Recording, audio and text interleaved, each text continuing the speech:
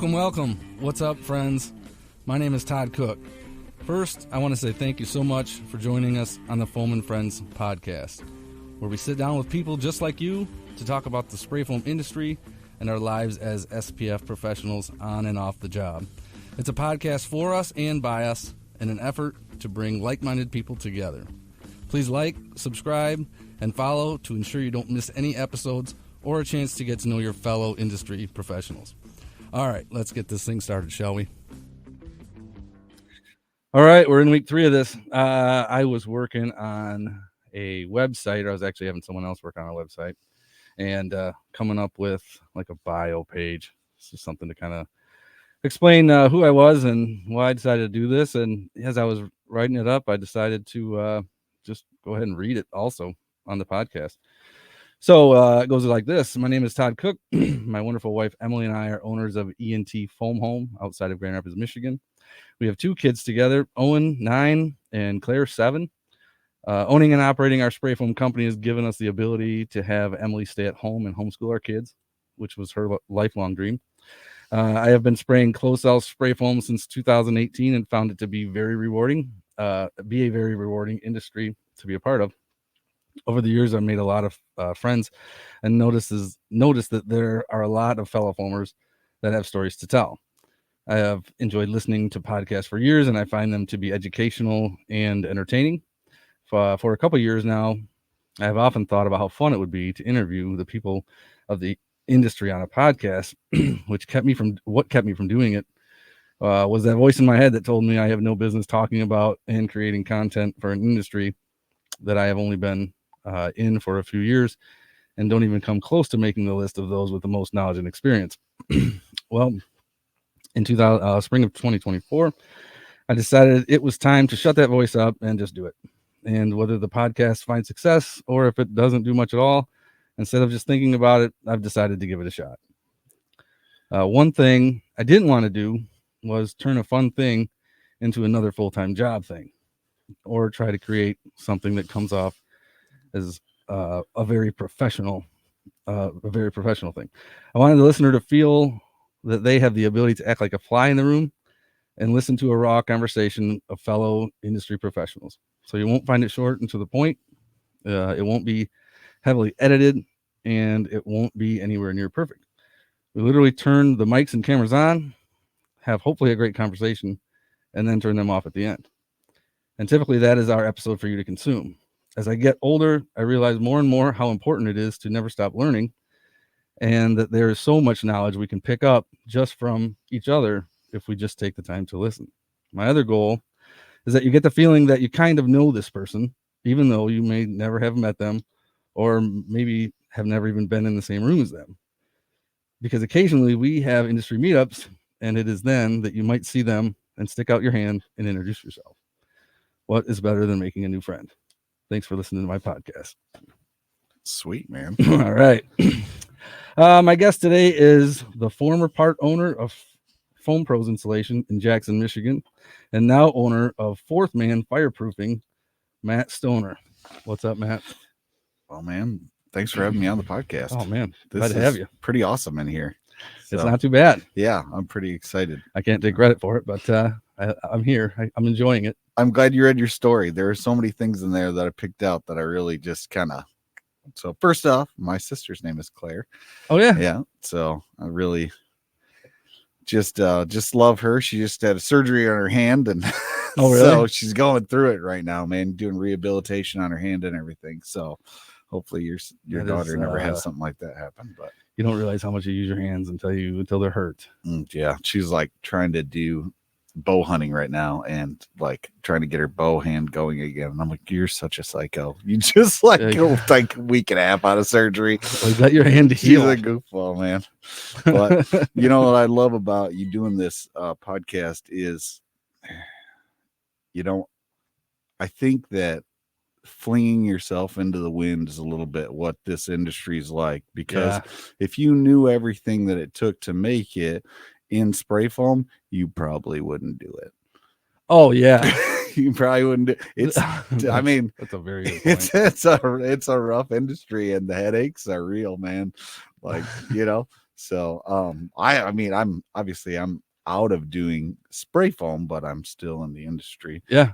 doing fire protective coatings, and I find it fun. So I've been spraying stuff for a long time. It's a really what you said is very true, and that's kind of a funny story that I wasn't able to share. I forgot about till now. When I was getting in before I got into spray foam, I was I was really just kind of learning how to build houses. That's kind of what I wanted to do, Yeah. and I realized doing it that that's not what I wanted to do. But I was just working for someone else, just trying to learn, And there was this other guy, and we were working one day, and I had already looked into doing it, the days prior. Mm-hmm.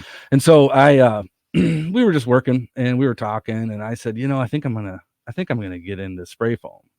And he goes, yeah, spray foam. He goes, any old dumbass could do that.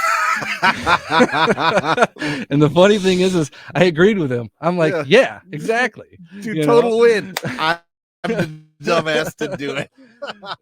And then you get into it and you think about that old, and you're just like, wow, how naive was I, but that's the perception that a lot of people have, a lot of our customers have. Right. They're like, you're charging so much money. Right. That's crazy. Any old idiot can do this. And it's like, well, no, Any that's old not idiot can do it wrong. Yeah. Oh yeah. Any old idiot can do it wrong. But to get it right. I was at a customer. I was looking at a house earlier today, and yeah, I mean, a lot of people. I was telling them we were talking about something, and I said, anybody thinks they can just start spraying at the wall. It's everybody's had a can of spray paint in their hand and they painted something. Sure. And everybody thinks it's probably just that easy. Just and it's like, well, there's a whole lot more to it than that. Sure. You just don't know. One of my favorite questions to ask people is, I'm like, do you ever play with that can foam, great stuff sort of thing? And they're like, oh yeah. I'm like, did you ever get it someplace you didn't want to get it? And they're like, oh yeah. And I'm like, that's my life every day, but at 1200 psi. And they're like, oh. And I'm like, exactly. It just gets everywhere. That's the thing I think that surprised me the most was I was used to paint over spray. I was not used to spray foam over spray and how absolutely crazy far it can go. Oh, yeah. I remember one time we were doing a spray foam roof, and it swept over the side of the building down like 4 stories and peppered my truck. Oh, really? Oh, yeah, it was terrible. It would come. My kids were on my truck with like credit cards trying to scrape it off. Man. It didn't come off. Actually, the only way it came off is I drove it through the winter, and the snow and ice took it off. Oh, really? Yeah, totally. Yeah. And I'm sure the sun helped out a little too. Yeah, definitely. Yeah, exactly. So I didn't know you guys did that. You were doing a roof. Yeah, we've done a few of them. Wow. Well, that company that I owned. Yeah, we did a few of them as foam pros. Yeah. It was fun. I actually really enjoyed spray foam roofing. It was a lot of fun. Of course, I did a lot more of the coating aspect of it than the spray foam roofing. And that's honestly, I kept getting into, that was kind of how I fell in love with the coating thing was just I kept doing different coatings with these sprayers, and I'm like, man, I wish I could do this all day instead of spraying foam all day. And so when I got an opportunity to do that, I just kind of jumped on. It was a lot of fun. Yeah, so you guys decided to dissolve foam pros. Mm-hmm. And so your old partner Mike is he kind of just changed the name, and he's still doing that. Yeah. Mike went so I guess with full story, I was flipping houses at the time. Mike was selling for someone else, and he came up to me and asked if because we had lived together before, like we'd already been close friends, and he came up to me and asked if I wanted to go into business with him, if I could finance the stuff and get stuff going. And so I was like, well, I don't have any money, but like I could get some. So I was able to get, we bootstrapped this thing together. Like we went crazy in the beginning, but we didn't have a thing to start out with besides sales, and you can build a business on sales. Oh, So if yeah. you've got the money rolling in, you can figure stuff out. So we went out and we rented a trailer, um, and that was interesting. Had a lot of problems with the trailer. Yeah. That's not maybe that's not the way to go. But we rented a trailer, bought a cheap truck, and just started. Mike just started spraying his butt off. Honestly, he just went hog wild, and I was still flipping at the time, and so I like finished up my flips that I was doing, and then came on and started working full time with Mike. And then we added another rig, and then another truck, and then another truck, and another and another rig, and yeah, it just kind of took off. So Yeah, you're right about the sales. I mean, everything else can just fall into play. yeah, absolutely. If you can sell, that's really everything. Business is always a sales game. That's Yeah. one of the things that I think I commented on the on one of our, I don't know if I bring them up, but Spray Foam Worldwide, I love those guys, so Absolutely. why not give them a shout out? Yeah. That's one of the things I brought up. Guys are always complaining about how they can't, like, about price. And the thing about, like, I've been a salesperson for a long time. Mike showed me so much about being in sales too. He's an excellent people. We had two great salespeople running with this company, and so we could just sell stuff left and right. So we were always selling, both of us. Yeah. So the thing that they really don't understand, I think, a lot of the guys, is that if price is always your main focus, then your customer's main objection is probably always going to be price too, because they're so focused on that. But really, the thing is that the customer's genuine, their genuine objection generally isn't price. If you just, like, leave it out of it, you know what I mean? So they're usually more concerned are you going to get the job done right? Mhm. Is it going to be, is it going to be done on time? Is it going to be done in a professional manner? Are you going to do it safely? All these other things are so much more important than price. And so if you can give them a solid price, like a good price, and then stick to your price, which is something that we Yes, really tried to always. do. Like, unless they were doing change orders, we were sticking to our price, Mhm. right? So that'll just bad for business to change your bid later, I agree. even Totally if agree. even if things get all screwy and messed up.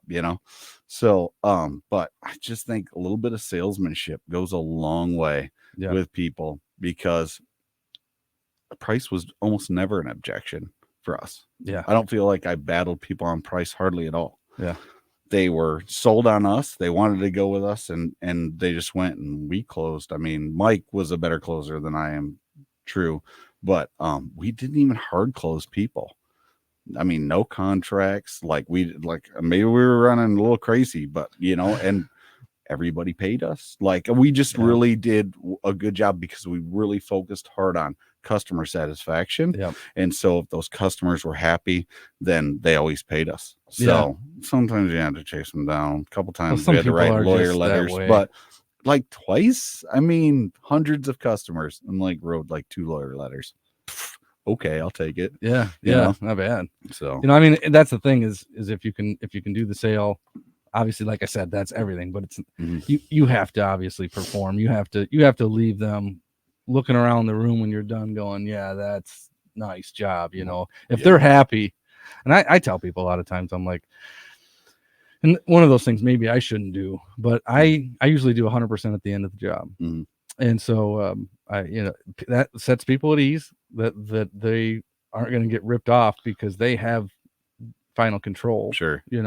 But then when you overperform, the job site is cleaner than when I got it, always. The foam looks great. It's at the right thicknesses. They have nothing to complain about. And if that's the case, they have no problem writing that check or handing over that money or whatever. Treating people like they're trustworthy tends to make people act like they're trustworthy. That's just, I mean, I had someone tell me one time, I was telling someone, I'm like, they're telling me about how they didn't like somebody. And I was like, oh, they're always so nice to me. And they're like, well, you have this way of trying to bring out the best in people, and I think that's a practice skill. That's not something I'm like blessed to do. Read a book one time that said, hey, treat people like the people that you want them to be, not the people necessarily that they seem to be, and they'll grow to meet your expectations. Yeah. And that's if that's not sales, I don't know what is. You're like, of course you're respectable and honest. Like usually, yeah, ideally, I mean, we always got like we tried to get 50% down. We didn't always get 50% down either. So it's like, I mean, but yeah, people usually paid us because I will bend over backward at the end and not give them any objections. They were like, hey, what about this tiny little spot here? And we're like, hey, just want to look over everything, make sure it's all looking good. You're just a little bit of salesmanship, man. Just going back to, I mean, I've sold, oh gosh, I've sold a lot of different things. I've sold insulation for somebody else. I've sold cars. I've sold lights. I've sold like dude, just everything. Lights? Yeah, lights. I sold. I mean, I sold houses. Oh, like LED lights. Yeah, like I mean, I don't know, like big companies, like you go in and you retrofit all their stuff for lights. Like, I don't know, like it was a really, really super short time doing it, but I mean, I sold a bunch of them. The company behind me, like kind of fell apart, so it wasn't really my fault. It is crazy what you can you can sell as a salesman. I lived in Las Vegas for a little while in the early 2000s. But we did so many things. I used to hang out with, this was before I had married kids and everything. I was out in Las Vegas and just having a good time working and playing basically. And we somehow became friends with this guy who was his full-time job was selling art. He sold art. Now in Las Vegas, you can do that. But I'm like, in Michigan, I don't think you can make a whole lot of money selling art unless you're at like the biggest art studio in the state, maybe. You know what I mean? I just thought that was so weird. I'm like, you sell art. But anyway. I'm selling boudoir photos of myself. If you guys want to check out the website. any ladies on here or some interesting men? There's some calm down, gentlemen. That seems to be a thing too these days, huh? I see that sometimes on Facebook. You get like a advertisement for a photographer or that, and I'm like, okay, interesting. I feel like my wife is friends. So if anybody doesn't know what that is, it's like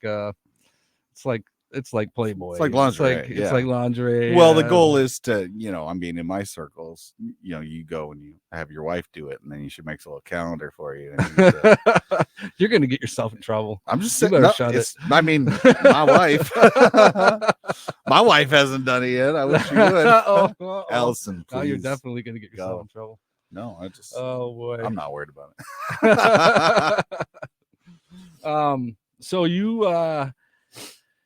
were flipping homes for a while. Yes, we called ourselves the Flipping Stoners. The Flipping Stoners. Oh yeah, the Flipping Stoners. Yeah, that's got to be an interesting last name to have, dude. It's a riot. Is it? Honestly, like, yeah, you gotta have fun with it. Otherwise, it will be the bane of your existence. So yeah, let's have a good time with it. I can see you being like 17 or 18 years old and like going to a job interview and someone being like, is this really your last name, or you just put it there to joke around? No. Most people just accept it. Yeah. As long as you have to, it's your last name. I mean, you right, got it your whole life. So anyway. 6th grade was rough, but other than that, like yeah. When kids figure out what a stoner actually is, right? No, 6th grade. When they find out what it rhymes with. Oh. Yeah, that's the one. Yeah. But after they find out what it is, then it's pretty cool. Then you're like the cool guy. Yeah. Okay. Oh yeah. Took a while, but 6th grade was rough. So the Flipping Stoners, how'd that go? I mean, it went really well. We made money. I mean, it wasn't good money, but it was money. It was working for yourself. Yeah, it was working for myself. And that was the big deal, is that it was the first step in working for myself. Hate to tell you this. I sold a 1972 Chevelle. Oh, you told me you had that. Yeah, it was a nice car. Wait a minute. When did you sell it? Before I went into flipping. So before you knew me. Oh, okay. Yeah, I sold it to pay off some of the debt so that I could go into flipping a little bit less unencumbered, So we paid off some student loans and probably a credit card or something like that and got rid of. Dude, we paid down a bunch of debt. before we went into business for ourselves. Just I didn't want to take the risk, Yeah. being super heavily laden with debt, Yeah. trying to go into your own business. It's tough, man. It is. You want to be able to scrape by if you need to. So, but yeah, we made decent money flipping houses. It was pretty fun. I did a few for my dad first, and then I went off onto my own and did my own. I think I did 5 or 6 of them. So, yeah, lots of work, lots of craziness. Thing I liked about spray foam was that it was linear. You could show up in a trailer, do all the work you had to do in one day, and then get paid. Didn't have to run to Lowe's 16 times. Yeah, so you could just knock down jobs. Yeah, so much fun. Yeah, I agree with that. It is really. I like to, whether the job is one day or whether it's a week or whatever. It's like, get the job done, get your money. It's over. As long as you did a good job and it's not going to come back and hunt you, it's over. You've got your money. Your work is done. Yeah, that is nice, dude. And that is one thing I love. And you can just buckle down and go. And that's something. There's something that comes alive in me, man. When I get on a job and I start spraying, doesn't matter what it is, foam or whatever, I don't like to stop. I don't like to stop until it's done. And if I can go and squeeze out that extra hour or two and get it done, I'm not coming back tomorrow. Yeah, I'm gonna finish it. And it just kind of there's something that makes you kind of feel a little bit alive when you're working really hard and just like getting it done and making good money. I don't know. For me, that's that's something you could get addicted to. I don't do drugs. I know. Stoner. I know. I don't do drugs. I barely drink. Not living up to the name. Yeah, man, addiction for me is I gotta watch working because working will draw you in. And I got a family, and my family, means everything to me. But they do. I can tell. I can tell that in you. I gotta pull that back. But man, everyone knows what it's like to spray a good day. You're feeling good, man. Good day of spraying and make that money. Get that check at the end. Run to the bank, throw it in there, drive your truck home. It's a good day. That is a good feeling. Yeah. You spend a lot of time with your family. I could tell. I've known you for, we stayed in Daytona together. Yeah. Me, you, and Mike and Brian had a blast. We had a lot of fun. That was 2022. Yeah. About a little over 2 years ago. We're going to Is that right? Wait, no, that was a little over a year ago. Yeah. What? Yeah. Was that 23? That was 23. Yeah. That was just over a year ago. We're going to stay in Las Vegas, but unfortunately. Yeah. Do you want to talk about that or no? We can. Yeah. I went to go book the flight, and my mom called me, and she said that my brother-in-law got in a fatal car accident and died. It was just... Oh, that's devastating. Dude, just devastating. It was a crazy time. And then, like, a few weeks later, I had one of my really good, like, my best friends, his son, died in his car, in his garage. In the worst way, man. Like, just running his car. Yeah. And, dude, it's just a lot of death this year. I feel like it's been a crazy year, just and into our circles and stuff too. I think depression is hits a lot of people. We've talked about someone from Spray Foam Worldwide. I'm not going to mention the name, but everybody knows who. Yeah. Same thing. Sure. Suicide. And, and I feel like it's today's political climate. The fact that we just have so much, I think, is part of it. We don't have to fight very hard for what we have and what we need. Right.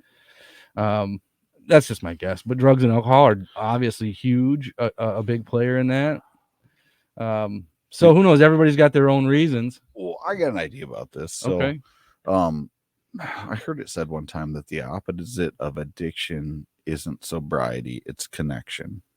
The opposite of addiction is not sobriety, it's connection. Okay. Connection, and this is why. So when you're connected to people, like when you have close, good interpersonal relationships, people that you can have a bad day with, take off the mask and be the real you with, like really, really you, not the real, like not the you that's like, what's going on in my life? I can list off a few things, but like, how are you doing? Like real deep.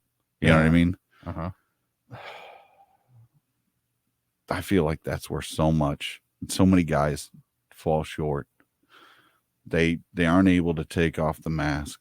They they say my wife would rather see me die on my white horse than ever come off it, sort of feeling. Oh, Like they have yeah. to be the hero. They can't be vulnerable with other guys. Can't say what's really troubling them, and they can have horrible things happen to them and just bottle it up. And dude, my buddy's son, nobody knew anything was wrong. He wasn't on depression medications. He was doing just fine. He was doing well in his career. He had a bunch of friends. Gone. You know, like I think that I feel like I'm particularly blessed in this area. I have a lot of really really good friends, long term guy friends that like we are conscious in having good deep relationships, and any one of them can come to me at any point in time and be like, hey dude, I'm struggling with whatever super deep topic, Yeah. addiction, or I'm struggling in my marriage, or things aren't going the way I wanted to. I just talked to a buddy of mine.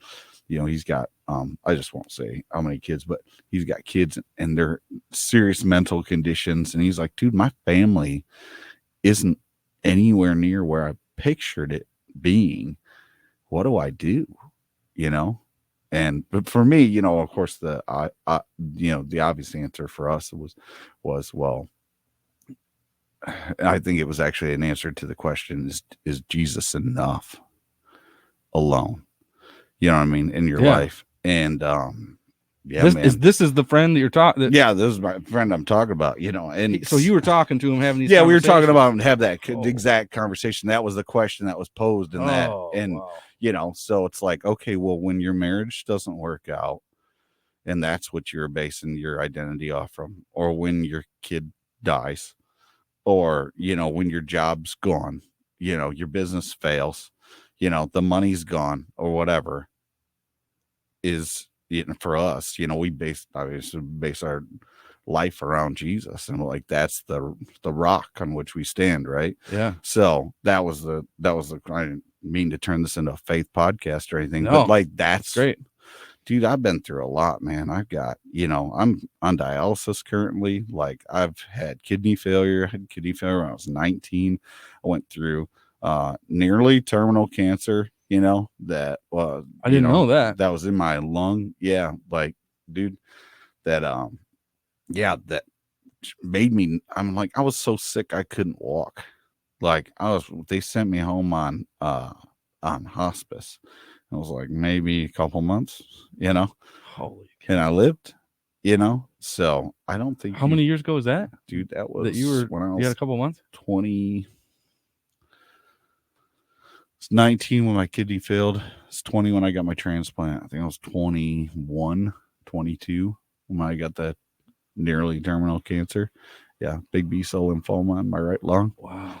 Yeah, it's crazy, man. So like I'm on dialysis for 13 hours a day. And I'm on peritoneal dialysis, so they pump it in and out of your stomach, and it can be like excruciatingly painful. Not everyone's experience is like that, but mine is, right? And dude, just sometimes it's like something's like eating me from the inside. That's what it feels like. Just this tube that's just sucking at me. And it's like, dude, if you don't have something to ground you through all that, like,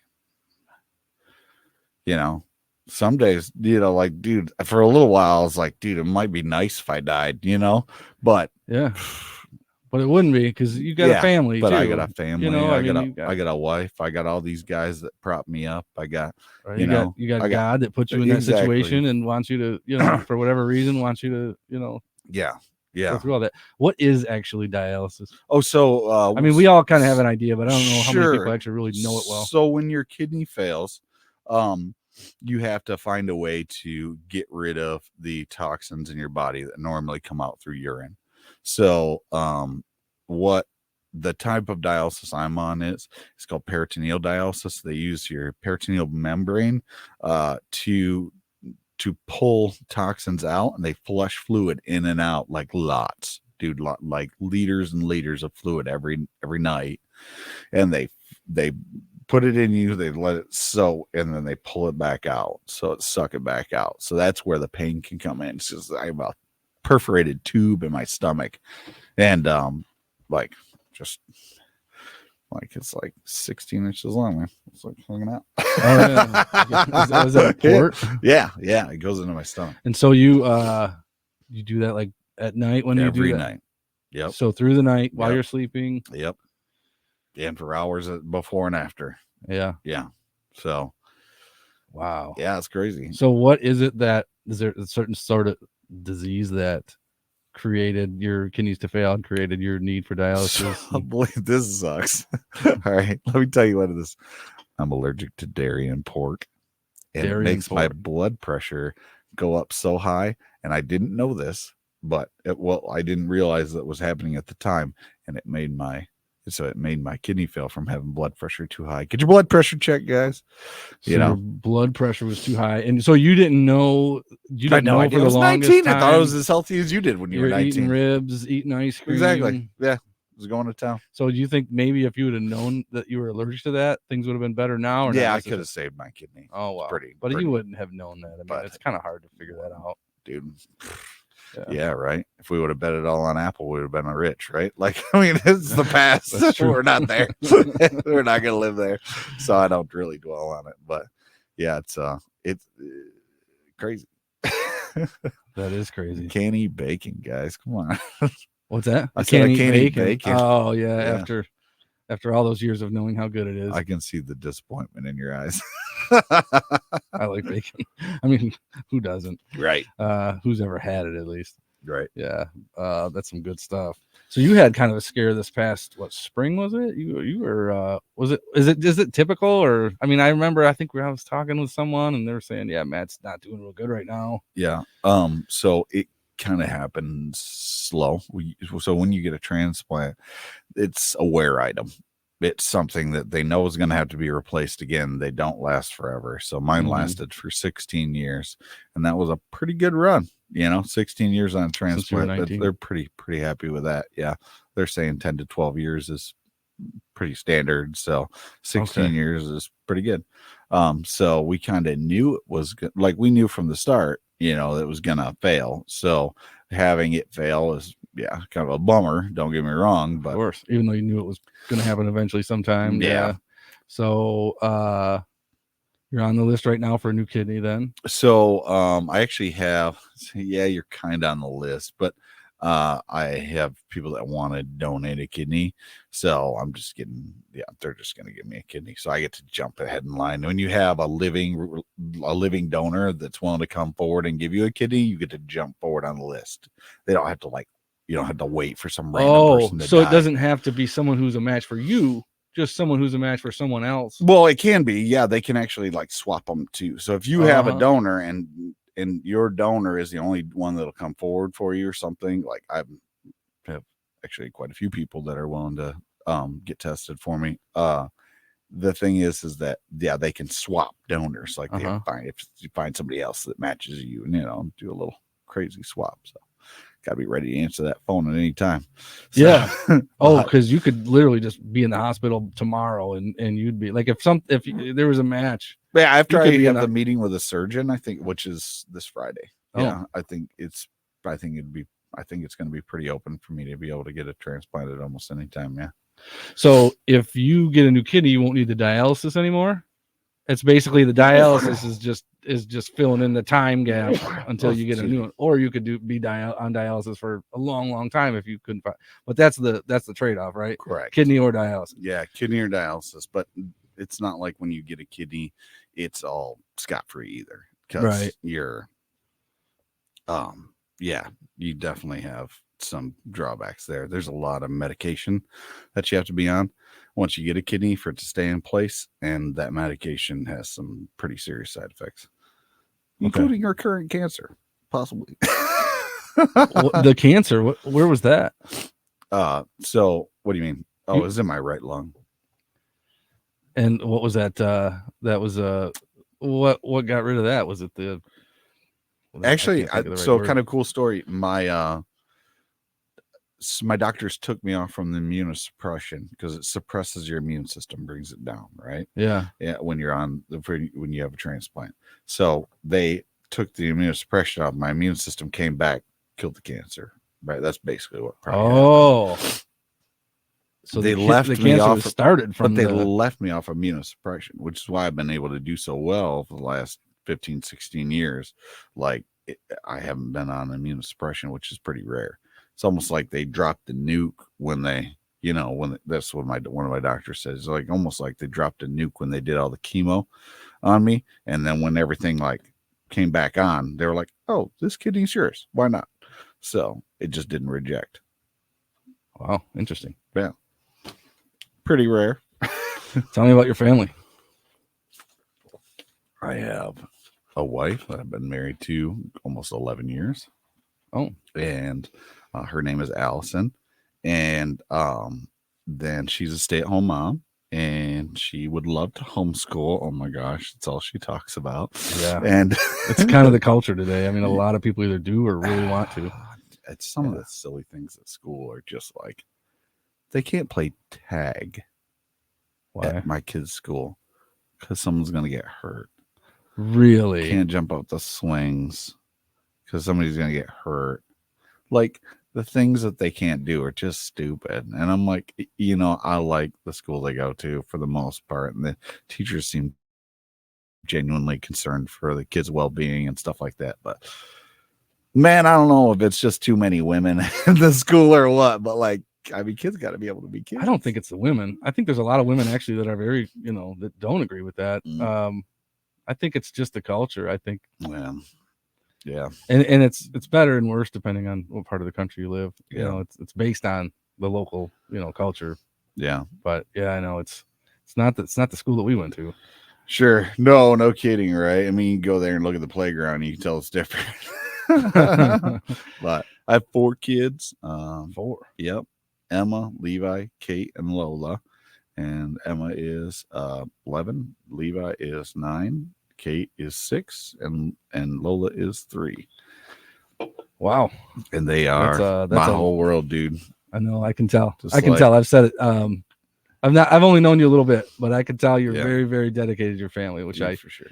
That's cool. That's cool. So you were doing the spray foam with Mike, and you guys just decided to do other things, which I get. I totally do, because actually, being starting a business as a partnership is something that you kind of have to do, because one brain is like not enough. Sure. Like one person, I can do this. There's so much. You're either have more of a blue collar mentality or a white collar. Right. Not necessarily, but sometimes you need someone else to help you get that actually going. But I remember I used to listen to a lot of Dave Ramsey, not so much anymore, just listen to other things. But Dave Ramsey will say the partnership is the only ship that won't sail. Which is, it's not true necessarily. No, because there's a lot of partnerships out there. Dude.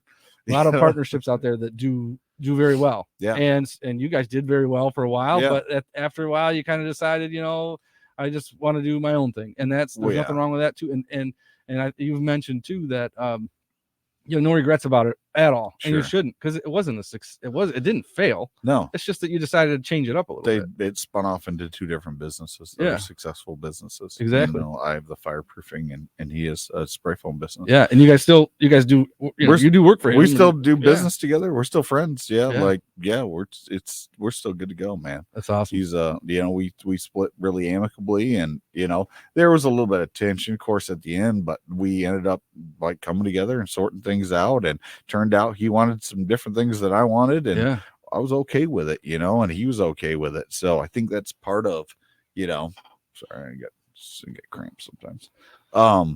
That's part of a partnership, and it's part of a marriage, man. Like, a partnership feels a lot like a marriage, and because you're chained to that person. You definitely are. So, and even uncoupling has been interesting. There's been a few things that like just recurring payments and stuff like that. That when we decided to split, getting all that stuff sorted out.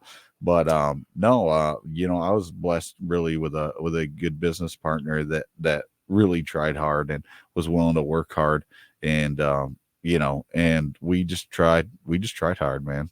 And that's part of it, is just going after it. You just got to get after it. Well, and neither one of you would be where you're at today without that. Right. Right. I Right. mean, you wouldn't be doing what you're doing, and he wouldn't be doing what he's doing if Sure. you guys hadn't Exactly. gotten together and done that. So, Yeah, exactly. yeah. I wouldn't have never had a chance to do fire protective coatings without Yeah. being in spray foam. So I just kept doing them, thinking I'd rather do this all day. Yeah. So let's talk more about that. Sure. So, I guess I've had Fourth Man Fireproofing, and it's been, gosh, it just started this year. So I'm just a really new little company. We've done a few large jobs, and I just had a bunch of fun with it so far. Like, dude, something I love about being way up high, like on a lift or whatever, man, crawling through rafters. I just love it. So doing that and spraying stuff out is fun. Working with the guys, I've got some great guys that work for me, and they're committed to quality and really nice guys. And so I'm just in a perfect element there, man. Yeah. It's just great. Yeah. So also to promote your business a little bit, yeah, anybody who's around the greater Michigan area, if you have a job and you want to spray foam it and they need Sure. a fire protection, but you don't want to do it, or you don't have the equipment, or both, or whatever. Sure.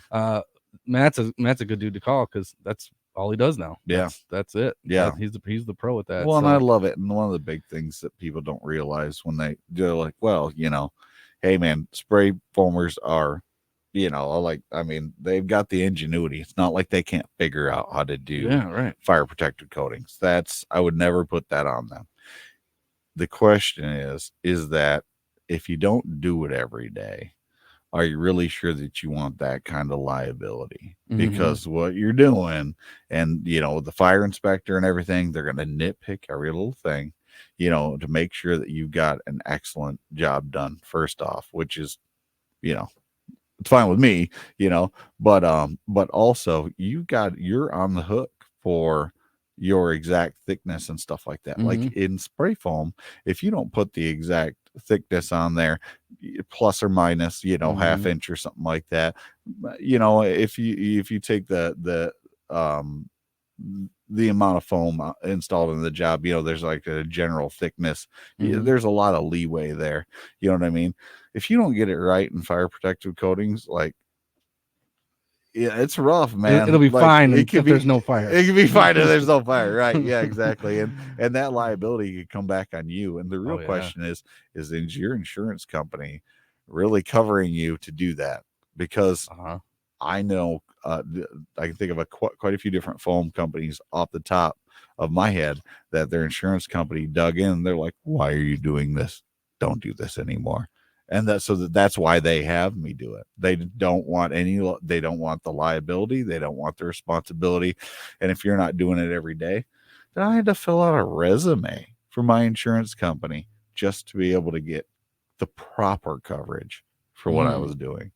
Because if you tell them, hey, this is what I'm actually doing, if you just do it on the side, so, I mean, shoot, people thin this stuff down. I've seen people use paint instead. Like, there's all sorts of stupid things that could go on, that I do not recommend.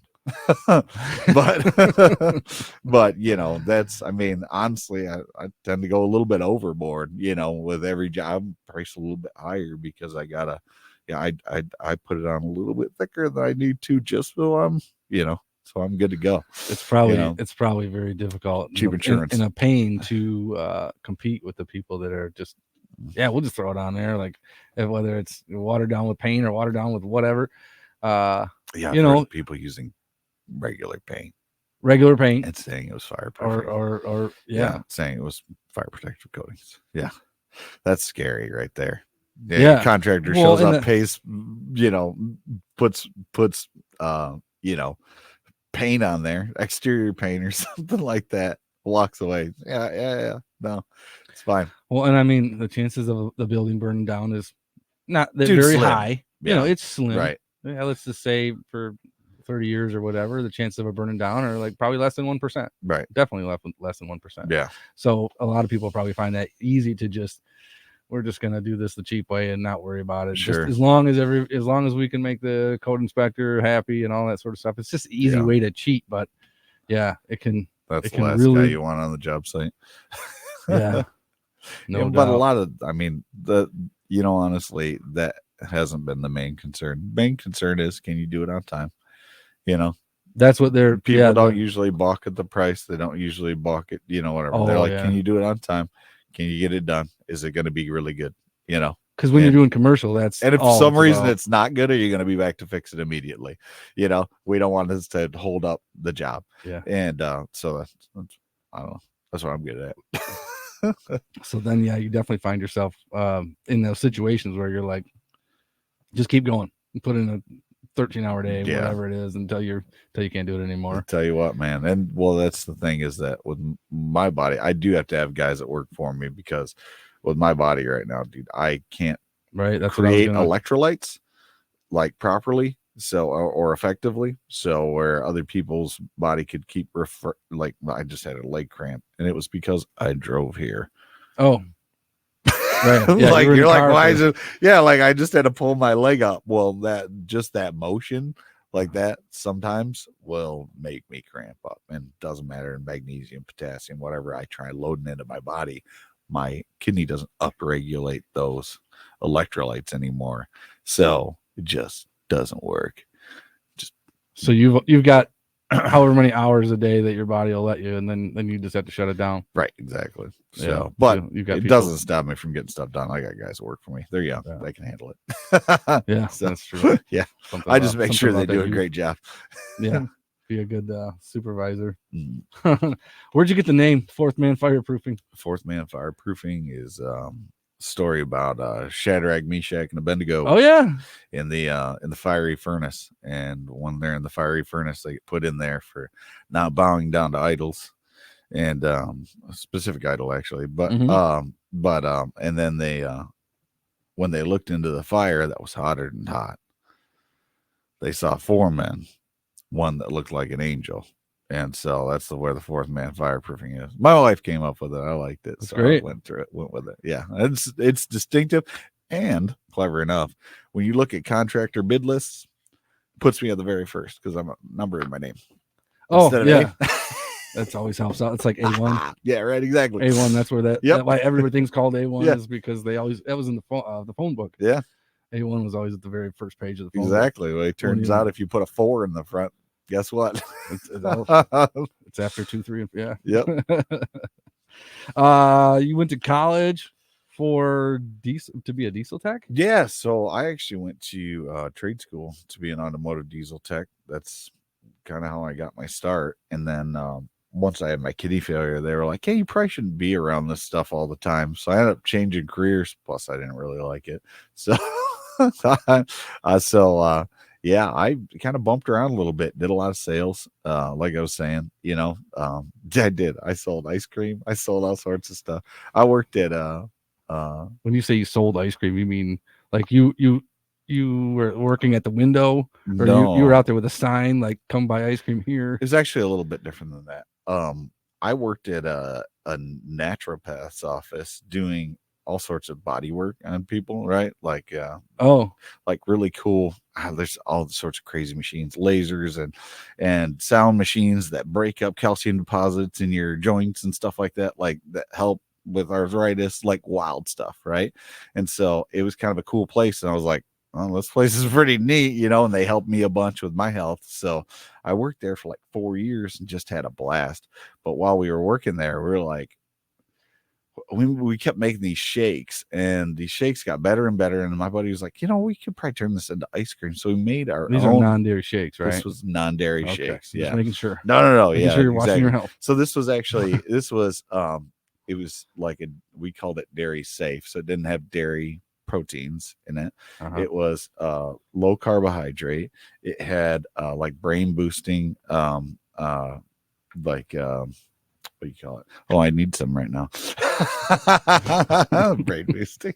So, but it These had don't some sound like good. some nootropics and stuff like that. Oh, it sounds like it would be It terrible. sounds terrible. And it was utterly delicious. It was Really? unbelievable. It was the coolest product. We kind of had the lady who was funding the whole thing pull the thing out from underneath us, even though it wasn't making a ton of money, but we really liked it.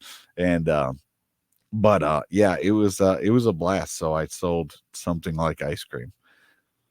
I don't know, just made a whole business up. I don't know, I'm weird like that, man. I Yeah. like jumping on new ships, Yeah. honestly, like I've been in this industry and I really like this industry, but I just have fun with new businesses, man. I've It is done fun. rental property management. Like, I don't know. I just have fun with business. I've been a serial entrepreneur forever. And if I end up somewhere else in the foam industry, I would not be surprised. I just Yeah. like it. So I don't know. My goal is to not leave a huge wake of unsatisfied customers behind me, though. So I got a bunch of people who like Well, me, like I and said, they keep going from business to business. They just follow me around, keep patronizing me. So I'm like, that's a yeah, blessing. sweet, let's do it. Let's go do something else, guys. I mean, that's kind of like with this, I mean, I'm like to start something that I've never done before that I know nothing about. I love that. But it's all about the relationships, right? Yeah. It's all about the friends you make along the way, the relationships. Yeah. And it's just, yeah, it's fun. That's the thing. It's fun. So as Takes- long as it can be fun, I'll keep doing it. Takes courage to be bad at something, man. That's true. Yeah. It's also, it takes Doesn't take any to- kind of courage to be to good just- at something. It takes a yeah. while. It takes dedication. It takes all sorts of stuff to be good at stuff, but it takes a Right. lot of courage to be bad at stuff. Well, you always have a bunch of people that are like, good luck with that. You don't know what you're doing, and Yeah. and don't get me wrong. Those can be fuel that you need. That can be The motivation. haters. It can be. It Prove 'em really, wrong. really can't, and Yeah. so as long as you can take that on as, hey, you don't think so? I'll show you. Yeah. That's a really, really good thing. I think in years past, I wasn't like that so much. I was kind of just like, I'd let them tell me why I shouldn't start something, why I shouldn't do something. Sure. And the thing is when you've been successful at one or two, Yeah. Then you're like, this is not that hard. I can do it. Yeah, man. Some of that self-talk is so critical, because if you start running yourself down, you can be your own biggest hater. True. Very true. That's very true. So like you were saying, no one probably told you couldn't do a podcast. Except for me. Yeah, exactly. Yeah. Because you told me you were going to start a podcast. I'm like, yeah, heck yeah, dude, do it. See, I need more friends like you in my life. Really. Hey, I mean, man. you really got to have people like you in your life. People that, if you get rid of those people in your life that are just telling you just negative, Yeah. and you start finding the people that are positive, it can really do great things. It's that old adage, man. You are the top 5 people you hang around. You will share their beliefs, their income levels, their intelligence level. So find 5 people you really want to be like. Yeah. Stay around them, because it really is. You take your 5 closest friends and you average their income. You should be right about in the middle. You're not going to lead the pack for very long, because you'll figure out either yours will draw down or theirs will draw up or something. So, and your political opinions, we just gravitate, when someone asked it this way, when your kid gets around somebody that is a bad influence on them, when are you too old to not have that work like that anymore? Like, I would tell my kid, hey, don't be around that person. They're not a good influence on you. Mm-hmm. But a whole lot of people grow up and they keep either childhood friends that weren't ever a good influence on them because they've just had their friends for a long time, or they find new friends that they're just at work or whatever. You spend a lot of time around people, inadvertently. And so you can, if you got a guy that's like, oh, hey, it's all right to, cheat on your wife or, gamble or whatever kind of, I don't know, whatever bad habit you want to have. Vice and whatever. And you just don't have the resistance to it as much anymore. So, yeah, man, pick your friends wisely. And by all means, dude, call me anytime. Yeah, I will. Yeah. I will. I got you on my phone number. I got you on my my phone. Yeah, it kind of there's some actually an old pastor of mine, his wife. I heard this story probably in church and from family members too. My sister was mentioning it. Is that her kids were maybe hanging out with some the kids, sketchy kids. Yeah. And she told him, she said, I don't care if you hang out. I don't have a problem with you hanging out with these kids, but I want you to be the what's the word? Man, it's such an The easy word. influencer. The influence, yeah. Not I want only you to influencing. influence them. Yeah. Because that will bring them up instead of bring you down. Yeah. Well, it's You know? it's a time thing. So if you're going to be the influencer, you have to go there with a specific purpose. But if you just inadvertently hang around them and Yeah. just spend your time with them, they're going to drag you down. So Right, way easier to fall down a ladder than it is to climb up. Well, that bad behavior will rub off on you. And sometimes it's easy to see people doing bad behavior. And if you see it a lot and you see a lot of people doing it, Right, you're going to start to think that that's normal. And if it's normal, then it's not bad. Sure. Right. And that's, I think, a big problem with what we got going on today is Right. normalcy. What is normal? Right. What is not a problem anymore? Well, you know? yeah. What used to be a problem years ago, what used to be bad behavior is no longer. It's now just normal behavior. Sure. So, anyway, that's that. Okay, so let's get to some fast questions. Sure. What is the best concert you ever been to? Ooh. You know, I went and saw Mercy Me. Oh yeah, that was actually a really great concert. Yeah, except for feel like the people in my church are more excited than the people who were at that concert. Really? Yeah, dude, I had a blast though. The people at your church were more excited. Dude, my church is like a blast. Oh, really? Yeah, dude, we're excited. That's awesome. Yeah, we love Jesus and we're happy about it. Where'd you meet your spouse? So I signed up for Big Brothers Big Sisters to be a big brother. Oh yeah, and she was my match coordinator. And we decided after, I did Big Brothers Big Sisters for 9 years, and then but in the middle of that, beginning of that, we decided to make a little match ourselves. So we, oh yeah, and you didn't join that to meet a girl, did you? No, no, of course not. Of course not. But I did join it to meet the kind of people that I would be interested in for sure. Oh yeah. What was your first car? It was actually a 1970 Chevelle. Really? Yeah, my 72 Chevelle was much nicer. But my real first car that I ever bought for like $2,500 was this rickety, rusty Bondo Beauty Chevelle that license plate fell off when I did a burnout. At least you could do a burnout. I mean, that's something. No. 70 was a pretty good year for power. 70. That was towards the end of the high power, the 67 to 72. That's where the high power is. Original 307 car. Let me tell you what, no power, had like the weakest 350 in it ever. This thing was a piece of garbage, and I loved it. And you loved it, and it made you happy, and it probably made you broke. Yeah. And it ended up I tore it apart to make it better, and then I ended up selling it and using that money to put more money into my other 72 when I bought it. So it ended up morphing into my car. Good stuff. That was fine. Now, you also are kind of into another car that I find surprising. That is the Pontiac Fiero.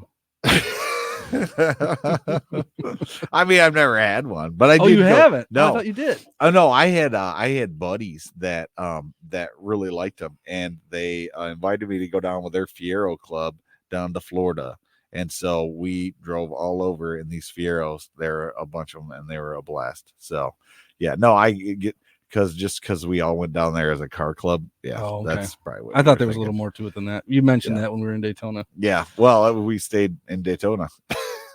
Oh yeah. Went out on the track and them and everything. Yeah, I was out on the. They're doing Daytona's next year too. Oh yeah. Did you know that? Oh no, I didn't know that. Yeah, that'll be fun. Which is good. I like Daytona. Vegas was fun. I had but there's just so much going on. It's overwhelming. Right. Kind of. It's still fun. I hope they do it again. But I'm just saying, I did like Daytona because there's not a ton of stuff going around. You can get around town no problem. Yeah. Well, dude, those scooters were.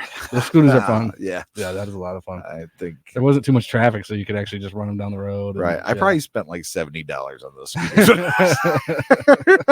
I should have brought my skateboard. Yeah, that's true. Yeah. Because you guys drove in a truck. What's your favorite movie?